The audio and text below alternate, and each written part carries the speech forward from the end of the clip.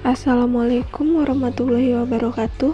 Perkenalkan, nama saya Teta Maresca dengan NIM 2107482012400 dari Prodi S1 Farmasi di Universitas Muhammad Natsir Bukit Tinggi.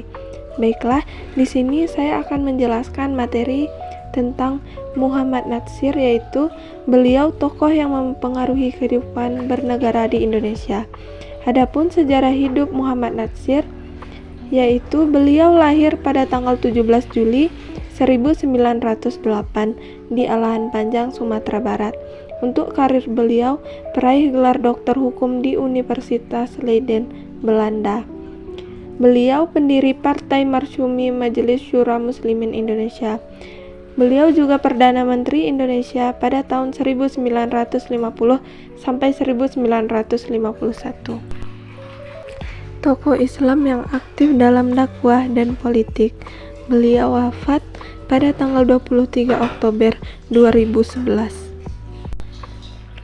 Awal kisahnya yaitu pada akhir abad ke-19 dan awal abad ke-20 di Ranah Minang dikenal sebagai daerah pergulatan pemikiran, pergulatan antara adat dan agama, antara kelompok tradisional atau kaum tua dan kelompok modernis atau kaum muda. Muhammad Natsir memulai pendidikan formalnya di HIS Adabiyah, Padang, sebuah sekolah modern yang didirikan oleh Dr. Haji Abdullah Ahmad pada tahun 1878 sampai 1933. Salah seorang pembaru di Minangkabau yang banyak menyebarkan gagasan-gagasan. Adapun Muhammad Abduh 1849 sampai 1905. Setelah menyelesaikan sekolah formal di Minangkabau, ia melanjutkan studi ke AMS di Bandung.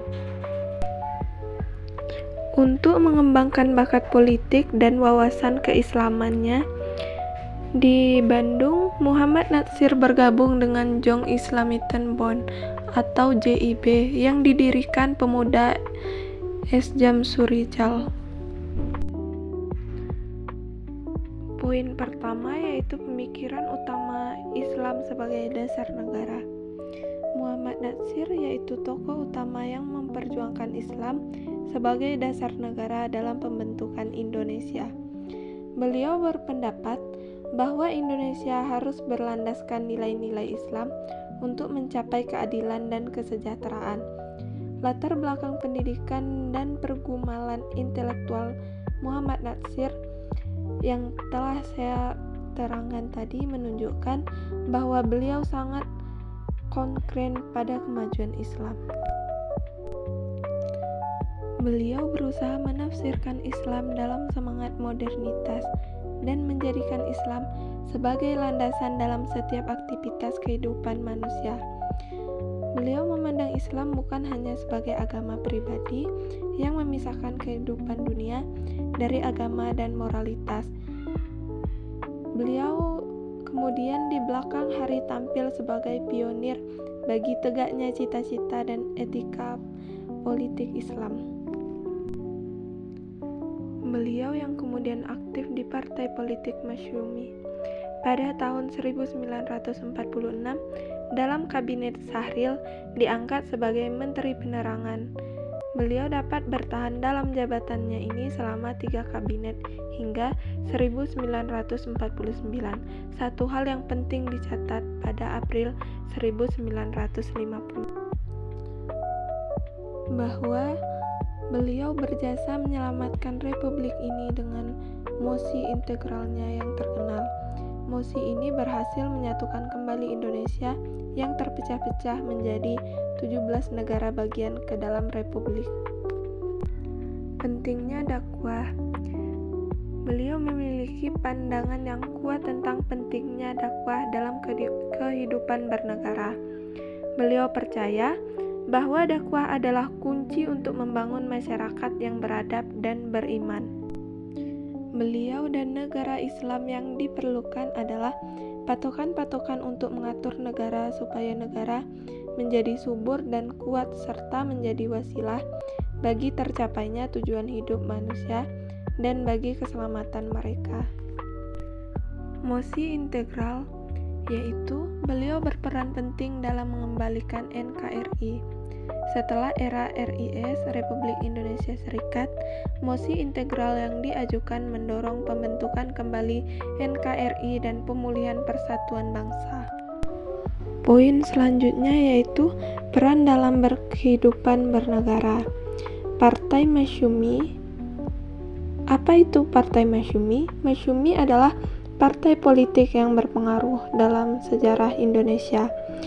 Beliau sebagai pemimpin Masyumi memiliki pengaruh yang besar dalam politik Indonesia. Kabinet Natsir. Kabinet Natsir yaitu pertama setelah Republik Indonesia Serikat kembali menjadi NKRI. Kabinet ini berhasil mengatasi berbagai tantangan seperti pemberontakan dan ketidakstabilan politik. Yang diperlukan adalah patokan-patokan untuk mengatur negara, supaya negara menjadi subur dan kuat serta menjadi wasilah bagi tercapainya tujuan hidup manusia dan bagi keselamatan mereka. Mosi integral dan kembalinya NKRI. Mosi integral adalah bukti nyata komitmen Natsir terhadap persatuan dan kesatuan bangsa. Berkat usaha beliau, Indonesia kembali menjadi negara yang kesatuannya utuh. Adapun poin pentingnya lagi yaitu warisan dan ketenagaraan. Warisan dan kesimpulan warisan pemikiran Natsir tentang Islam sebagai dasar negara. Pentingnya dakwah dan persatuan bangsa masih relevan hingga saat ini. Beliau adalah tokoh yang menginspirasi banyak orang untuk berjuang demi kebaikan bangsa. Selanjutnya yaitu tentang pemimpin negara. Bagi Muhammad Natsir, namanya bisa saja berbeda-beda dan tidak harus bergelar khalifah. Yang penting adalah bahwa kepala negara haruslah ulil amri kaum muslimin, keturunan bangsa tersebut dan sanggup menjalankan peraturan-peraturan Islam dalam susunan kenegaraan. Karenanya, Natsir mensyaratkan kepala negara haruslah berwibawa, amanah, cinta agama, dan cinta tanah air.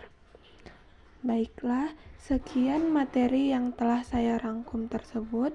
Semoga bisa dipahami dan bisa dijadikan untuk acuan pembelajaran. Saya tutup dengan wassalamualaikum warahmatullahi wabarakatuh.